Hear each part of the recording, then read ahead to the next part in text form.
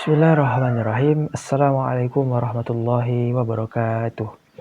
Halo teman-teman semuanya, pada kesempatan kali ini saya akan mencoba membahas sebuah materi mengenai bentuk-bentuk komunikasi Islam. Nah, jadi teman-teman, sebelum kita masuk ke bentuk-bentuknya, kita perlu tahu dulu nih apa itu komunikasi Islam. Nah, komunikasi Islam adalah sebuah konsep yang menyeluruh karena tidak hanya mengatur cara manusia berkomunikasi dengan sesama, tetapi juga mencakup hubungan manusia dengan Allah Subhanahu wa Ta'ala, serta komunikasi dengan dirinya sendiri.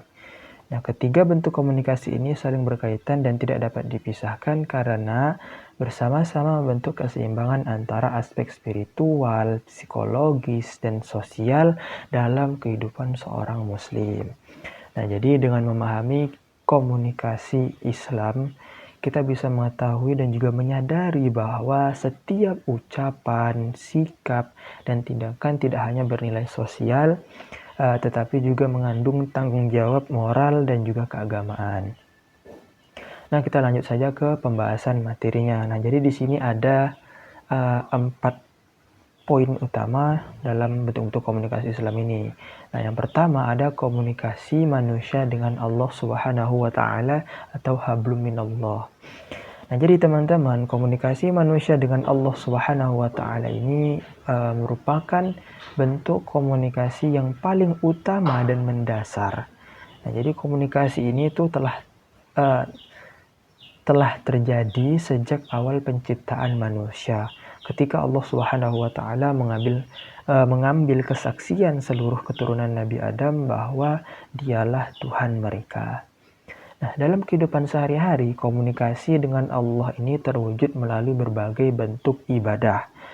Contohnya tuh seperti sholat, zikir, terus istighfar, tobat, dan membaca Al-Quran. Nah, dari beberapa bentuk ibadah yang saya sebutkan tadi, ada yang pertama itu kita bahas tentang sholat. Nah, sholat menjadi sarana komunikasi langsung yang diwajibkan dengan ketentuan itu 5 waktu sehari.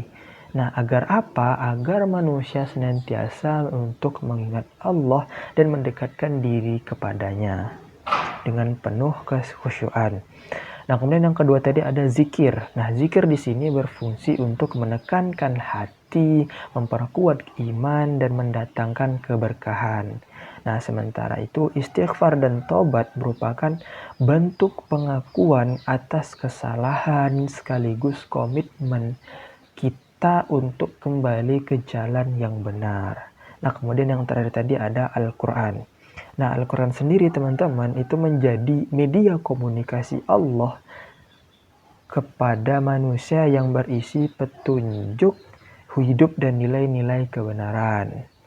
Nah, kemudian kita masuk ke poin yang kedua, yaitu komunikasi intrapersonal atau komunikasi dengan diri sendiri.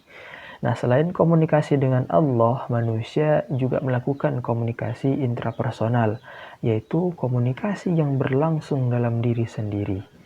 Nah, komunikasi ini terjadi ketika seseorang menerima rangsangan dari lingkungan atau efek dari lingkungan sekitarnya, lalu dia mengolahnya melalui proses sensasi, persepsi, dan dari ingatan juga berpikir. Nah, jadi proses tersebut tuh menentukan bagaimana seseorang memahami realitas dan menilai situasi yang dihadapinya. Nah, jadi menurut saya komunikasi intrapersonal ini tuh sangat berpengaruh terhadap pembentukan sikap, pengambilan keputusan, serta pengendalian emosi. Nah, dari komunikasi inilah seseorang menentukan cara bersikap dan bertindak dalam kehidupan sehari-hari. Nah, sehingga kualitas komunikasi intrapersonal akan sangat memengaruhi kualitas perilaku seorang muslim. Kemudian kita masuk ke poin yang ketiga, yaitu komunikasi antar manusia atau hablum minan nas. Nah, komunikasi Islam itu juga mengatur hubungan manusia dengan sesama manusia atau hablum minannas tadi. Nah, jadi bentuk komunikasi ini tuh mencangkup komunikasi antar pribadi, komunikasi kelompok, dan komunikasi massa. Nah, komunikasi antara pribadi memiliki peran penting karena menyangkut hubungan keluarga, pertemanan, pendidikan, dan dunia kerja. Nah, kemudian komunikasi kelompok muncul dari kebutuhan manusia sebagai makhluk sosial yang bermasyarakat. Nah, sedangkan komunikasi massa berperan besar dalam menyampaikan pesan kepada khalayak luas melalui berbagai media. Nah, seluruh bentuk komunikasi antar manusia ini harus diarahkan untuk membangun hubungan yang harmonis, adil, dan saling menghormati sesuai dengan nilai-nilai Islam. Nah, kemudian teman-teman, poin yang keempat yaitu prinsip etika dalam komunikasi Islam. Nah, jadi agar komunikasi itu berjalan sesuai dengan ajaran Islam, diperlukan prinsip etika komunikasi yang berlandaskan Al-Quran dan juga hadis. Nah, jadi dari prinsip-prinsip tersebut memiliki akidah yang benar, mencintai Allah dan Rasul-Nya di atas segalanya, bersikap sederhana dan ikhlas dalam berkomunikasi, dan juga menjauhi prasangka buruk dan membiasakan prasangka yang baik kepada Allah.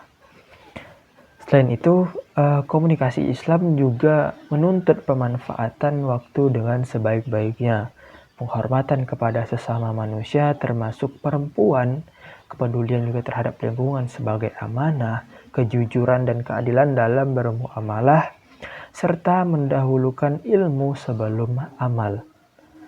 Nah, jadi itu adalah prinsip-prinsip yang menjadi fondasi moral dalam setiap aktivitas komunikasi.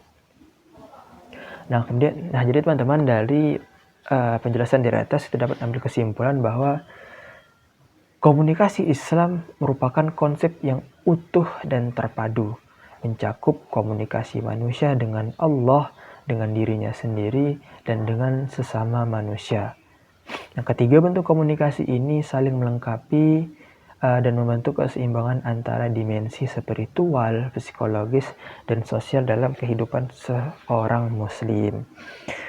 Nah, jadi untuk penutupnya teman-teman, dengan menerapkan prinsip-prinsip komunikasi Islam, kita bisa memahami bahwa komunikasi bukan sekedar aktivitas sosial, melainkan bagian dari ibadah yang bernilai pahala. Nah, komunikasi yang dilandasi dengan iman, etika, dan tanggung jawab akan membentuk pribadi yang berakhlak mulia serta menghadirkan kebaikan dan kemaslahatan dalam kehidupan bermasyarakat. Baik teman-teman, demikianlah hasil pembahasan materi dari saya mengenai bentuk-bentuk komunikasi Islam. Mudah-mudahan bisa bermanfaat untuk teman-teman semuanya. Dari saya pribadi mohon maaf apabila ada kesalahan kata yang kurang berkenan. Saya akhirul kalam. Wabillahi taufiq wal hidayah. Assalamualaikum warahmatullahi wabarakatuh.